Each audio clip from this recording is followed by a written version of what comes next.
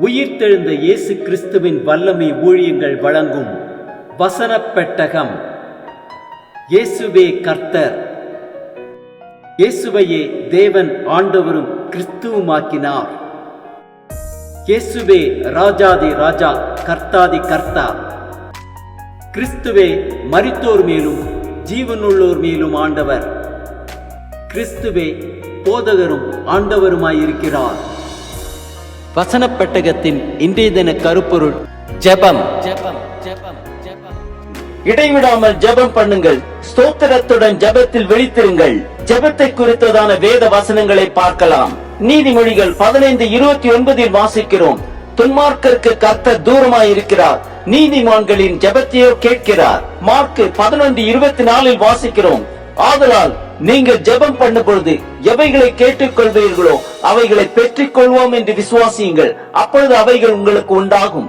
ரோமர் 12:12 வாசிக்கிறோம், நம்பிக்கையிலே சந்தோஷமாயிருங்கள், உபத்திரவத்திலே பொறுமையாயிருங்கள், ஜெபத்திலே உறுதியாய் தரித்திருங்கள். பிலிப்பியர் 4:6-7 வாசிக்கிறோம், நீங்கள் ஒன்றுக்கும் கவலைப்படாமல் எல்லாவற்றையும் குறித்து உங்கள் விண்ணப்பங்களை ஸ்தோத்திரத்தோட கூடிய ஜெபத்தினாலும் வேண்டுதலினாலும் தேவனுக்கு தெரியப்படுத்துங்கள். அப்பொழுது எல்லா புத்திக்கும் மேலான தேவ சமாதானம் உங்கள் இருதயங்களையும் உங்கள் சிந்தனைகளையும் கிறிஸ்து இயேசுக்குள்ளாக காத்துக்கொள்ளும். யாக்கோபு 5:13 வாசிக்கிறோம், உங்களில் ஒருவன் துன்பப்பட்டால் ஜெபம் பண்ண கடவன், ஒருவன் மகிழ்ச்சியாயிருந்தால் சங்கீதம் பாட கடவன்.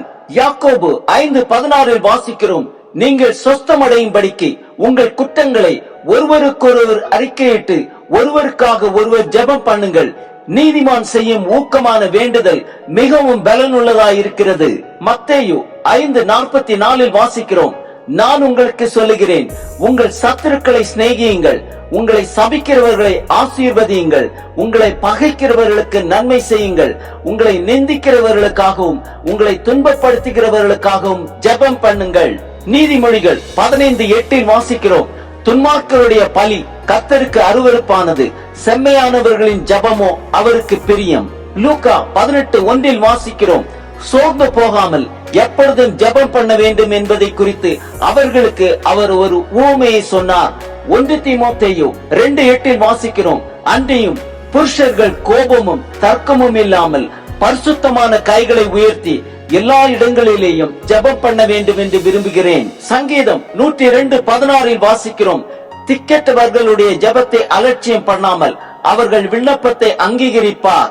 மத்தேயு 26:41 வாசிக்கிறோம், நீங்கள் சோதனைக்குட்படாதபடிக்கு விழித்திருந்து ஜெபம் பண்ணுங்கள், ஆவி உற்சாகம் உள்ளதுதான், மாம்சமோ பலவீனம் உள்ளது என்றார். யோபு 42:10 வாசிக்கிறோம், யோபு தன் சிநேகிதருக்காக வேண்டுதல் செய்த போது கர்த்தர் அவன் சிறையிருப்பை மாற்றினார். யோபுக்கு முன்னிருந்த எல்லாவற்றை பார்க்கிலும் இரண்டத்தனையாய் கர்த்தர் அவனுக்கு தந்தருளினார். 1 தெசலோனிக்கேயர் 5:16-17-18 வாசிக்கிறோம், எப்பொழுதும் சந்தோஷமாயிருங்கள், இடைவிடாமல் ஜெபம் பண்ணுங்கள், எல்லாவற்றிலேயும் ஸ்தோத்திரம் செய்யுங்கள், அப்படி செய்வதே கிறிஸ்து இயேசுவுக்குள் உங்களை குறித்து தேவனுடைய சித்தமாயிருக்கிறது.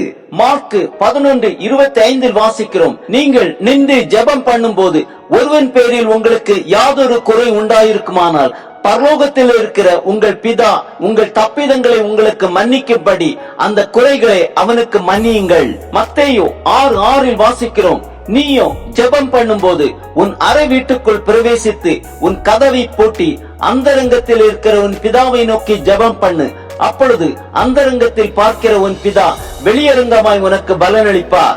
எபேசியர் 6:18 வாசிக்கிறோம், எந்த சமயத்திலும் சகல விதமான வேண்டுதலோடும் விண்ணப்பத்தோடும் ஆவியினாலே ஜெபம் பண்ணி அதன் பொருட்டு மிகுந்த மன உறுதியோடும் சகல பரிசுத்தவான்களுக்காகவும் பண்ணும் வேண்டுதலோடும் விழித்துக் கொண்டிருங்கள்.